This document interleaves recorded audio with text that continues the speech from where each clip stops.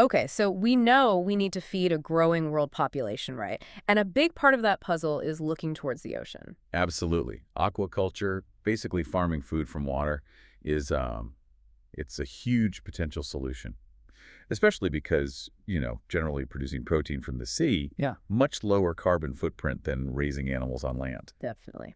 But we're hitting a bit of a snag, aren't we? We really are. Those nice sheltered spots near the coast, Yeah. they're just running out of room. There's so much competition, cities growing, industry, shipping. Sometimes people call it the blue acceleration. Ah, right? So if we want to actually scale up aquaculture, meet those big sustainability targets, we have to look further out into the open ocean. And that's where things get messy, language-wise. I hear offshore or open ocean thrown around all the time. Exactly. And everyone uses them interchangeably. Regulators, insurers, the farmers themselves. Yeah. It causes a lot of confusion. It's like, imagine trying to describe speed by just saying fast doesn't tell you if it's 5 miles an hour or 500. That's a great analogy. So for this deep dive, what's our main goal? What are we trying to clarify here? Okay, the core mission today is really to build a clearer language, a quantitative one based on data for describing ocean aquaculture sites. We fundamentally need to separate geographic distance, how far from shore, from the actual environmental stress, the energy the site experiences. So the basic problem is this word offshore.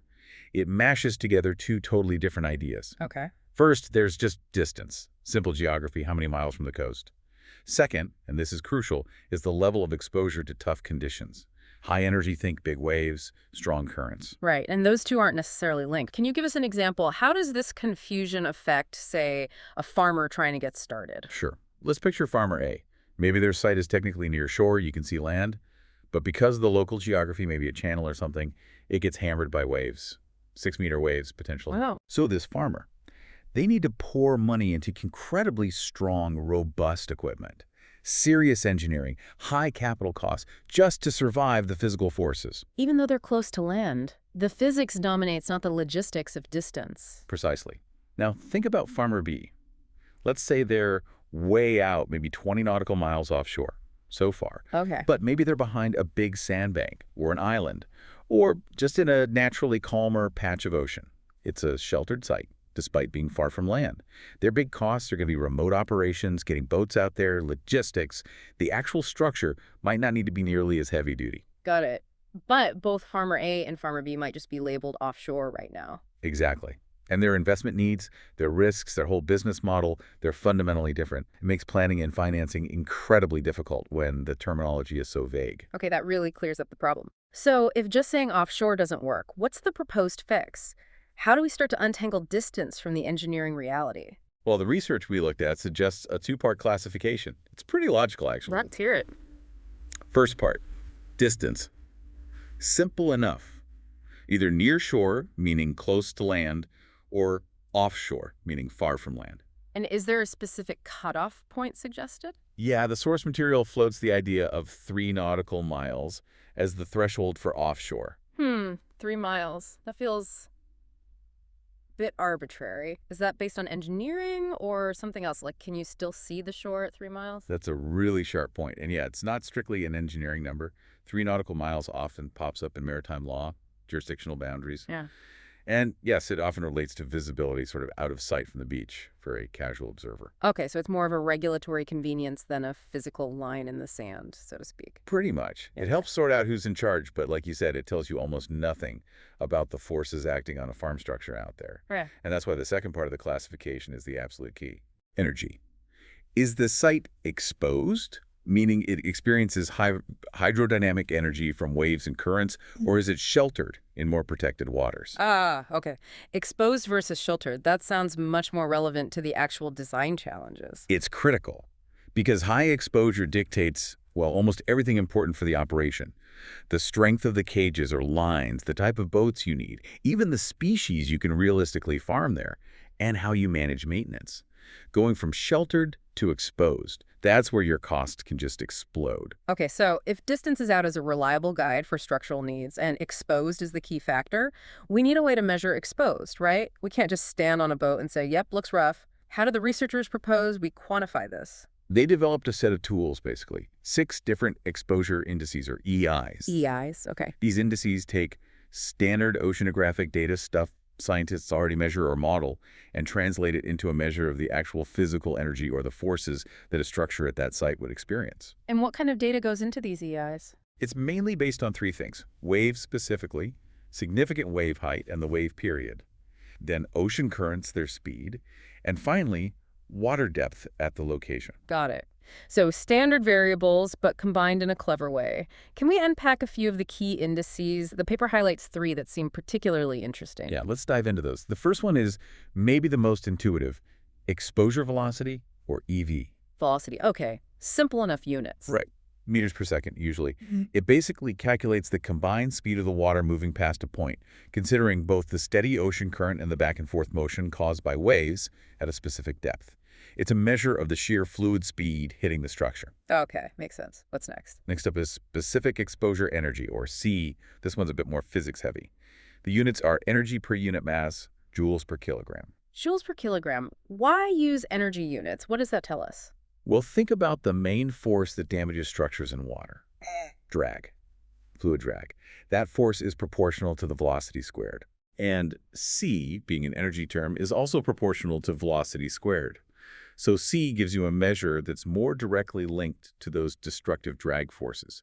It scales with the forces trying to rip the farm apart. I see. So a higher C means much higher potential drag forces. That's powerful. And the third one mentioned, SDBR. Right, the structure-centered drag-to-buoyancy ratio, or SDBR. Hmm. This one's slightly different because it's non-dimensional. It doesn't have units like meters per second or joules per kilogram. Interesting. How does it work? It's still related to kinetic energy and drag, like C, but it brings in a characteristic size, like the diameter d of the actual aquaculture structure itself. So it gives you a ratio that kind of compares the drag forces to the buoyancy forces, taking the structure's size into account. It makes it a bit more tailored to the gear you might put there. So it helps bridge the gap between the environment and the initial engineering thought process. Yeah. Very neat. But calculating these isn't just about measuring on an average day, is it? Oh, absolutely not. That's a crucial point. To get meaningful EI values for design, you need to know these parameters: wave height, period, current speed under extreme conditions. We're talking worst-case scenarios. Like a major storm. Exactly. The sources talk about using hindcast numerical data. Basically, engineers use complex computer models to simulate historical extreme weather events. Maybe the biggest storm recorded in the last 50 years for that region. So you're designing the farm to survive that 50-year storm. Precisely. You have to know the peak conditions it needs to withstand. Calculating the EIs under those extreme conditions gives you the benchmark for your structural design. Okay, so we've got these indices, EV, C, SDBR. They sound good in theory. But the million-dollar question is, do they actually work? Do they predict the real-world engineering challenge, which is the maximum load, the required strength of the farm structure? Yeah, does the theory match reality? And the researchers tested this, didn't they? They ran simulations. They did. A pretty comprehensive study. They modeled different types of aquaculture structures for finfish, for shellfish-like mussels, and for macroalgae, or seaweed. Okay. And they placed these virtual farms at 36 different sites across the German Bight in the North Sea, a region known for some pretty energetic conditions. Then, crucially, they simulated those extreme 50-year storm conditions hitting all these structures at all these sites. So a proper stress test. What did they find? Did the old metrics, like just distance from shore or water depth, predict how strong the structures needed to be? The results were, well, pretty damning for the traditional metrics. Really? Yeah, they looked for a linear relationship. Wow. Does load consistently go up as distance increases or as depth increases? And they measured this using the R-squared value. And R-squared of 1 means a perfect prediction. 0 means no relationship at all. And what were the R-squared values for distance and depth? Dismal. For both distance to the nearest coast and water depth, the R-squared values predicting the required structural load were incredibly low, often between 0.00 and maybe 0.36, with just one slightly higher exception for finfish depth. 0 to 0.36. So basically, knowing how far you are from shore or how deep the water is tells you next to nothing about how strong your farm needs to be. Pretty much. It confirms what we suspected: distance from shore is functionally irrelevant for predicting the capital costs tied up in the structure's strength. Knowing the distance is about as useful as guessing. Wow, that's a huge takeaway for anyone planning or investing in these projects. So, if distance and depth are out, which indices did work? Which ones actually predicted the loads? The ones based on water movement and forces the velocity and drag-related indices we talked about: exposure velocity, EV, Specific exposure energy, Right. SADE, and that structure-centered drag to buoyancy ratio, SDBR. They showed a strong link. Yes, very strong. All three showed significant positive linear relationships with what the study called normalized required capacity, or NRC. That's basically the engineering measure of the load the structure needs to handle. And how strong was that link? Can you give us a number? Yeah, for example, looking across all structure types, finfish, shellfish, seaweed exposure velocity, EV, came out as the best overall predictor using a simple linear model. It could explain up to 69% of the variation in the required structural capacity. 69%. That's Yeah. that's actually really impressive. Nearly 7/10 of the required strength predictable just from that EV index. Exactly. It's not perfect, there are other factors, but it's a massive improvement over using distance, which explains basically 0%. This is why this work is so important. These EIs, calculable from public data, give you a much, much better first estimate of structural needs and costs, way before you sink millions into detailed engineering designs. Okay, so the message is clear. High exposure means high forces, which means you need incredibly strong structures, which means high costs. So farmers moving into these exposed areas can't just use the same old gear. They need innovative, maybe even revolutionary technology. Absolutely. The game changes completely. And remember, in these marine environments, especially exposed ones, the sources from waves and currents often dwarf the wind loads that might dominate on land structures. The water is just immensely powerful. So let's look at some examples. How is technology adapting for different types of aquaculture in these high energy zones? What about for valuable finfish? For finfish, there were sort of two main approaches emerging. The first is brute strength. Just build incredibly massive, rigid structures that can withstand almost anything. Like these huge ocean platforms? Exactly. Think of things like Selmar Acre Oceans as Ocean Farm 1. These are megastructures, sometimes semi-submersible, engineered to handle extreme conditions, like 15-meter significant wave heights. 15 meters, that's what, like a 4 or 5-story building tall wave? That's astonishing. It really is. The scale of engineering is immense. The other approach is not to fight the surface energy, but to evade it. How? By going deeper. Precisely. Using submersible pens. Designs like the Sea Station or the Sea Protean, which are being used in places like Panama and Hawaii, can actually lower the entire fish pen beneath the worst of the surface waves and currents. Ah, smart. Get out of the way. Yeah. And it has other benefits too. Submerging can help reduce issues with parasites like sea lice, which tend to thrive more in the warmer surface layers. So it's an operational advantage as well as a structural one. Okay, that makes sense for finfish. What about farming things like bivalves, mussels, oysters? Traditional longlines seem like they just get ripped apart out there. They would. Yeah. So the adaptations again involve either getting stronger or getting out of the main impact zone. Some modern longline systems designed for exposed sites in places like New Zealand, they've been modified maybe using a single stronger header rope instead of two, and crucially, positioning most of the flotation deeper, perhaps down at 9 meters or so. So keeping the bulk of the system below the surface chop? Exactly. Trying to minimize what's fighting those big surface waves. And then there are even more radical designs, like something called the shellfish tower. A tower. For shellfish. Yeah, it's this unique hexagonal structure made of stainless steel. The whole thing is designed to be fully submerged, basically hiding from the surface wave energy altogether. Very different approach. Fascinating. Okay. Okay, one more. Macroalgae, seaweed. That seems like the toughest challenge, doesn't it? Because most seaweeds need sunlight, so they have to be near the surface, right where the energy is highest. That is the big challenge for seaweed, yes. You can't just sink it deep like a fish pen.